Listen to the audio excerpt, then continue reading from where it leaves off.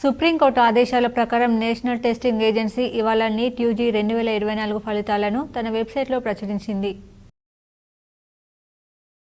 దక్షిణ మధ్య రైల్వే కీలక ప్రకటన చేసింది. సికింద్రాబాద్ రైల్వే స్టేషన్లో అభివృద్ధి పనుల కారణంగా శని, ఆదివారాల్లో నడవాల్సిన పలు ఎంఎంటీఎస్ రైళ్లను రద్దు చేస్తున్నట్లు రైల్వే అధికారులు ప్రకటించారు. ప్రభుత్వ పాఠశాలల్లో విద్యార్థుల సంఖ్యను పెంచుతూ వారికి నాణ్యమైన విద్యను అందించే విధంగా ఉపాధ్యాయులు ప్రణాళికలను సిద్ధం చేసుకోవాలని ఎమ్మెల్యే సుదర్శన్ రెడ్డి తెలిపారు. నవిపేట మండల కేంద్రంలోని ఓ ప్రైవేట్ ఫంక్షన్ హాల్లో మండల ఉపాధ్యాయులతో ఎమ్మెల్యే సుదర్శన్ రెడ్డి సమీక్ష సమావేశం నిర్వహించారు. సాలూరు మండలం మహారాష్ట్ర, తెలంగాణ సరిహద్దులు ఉన్న మంజీరా నది భారీ వర్షాల కారణంగా గత 2 రోజులుగా కురుస్తున్న వర్షానికి సాలూరు మంజీరా నదికి వరద నీటి ప్రభావం పెరుగుతుంది. కావున చుట్టుపక్కల గ్రామ ప్రజలు ఎవరూ కూడా వెళ్లకూడదని అధికారులు హెచ్చరికలు జారీ చేశారు.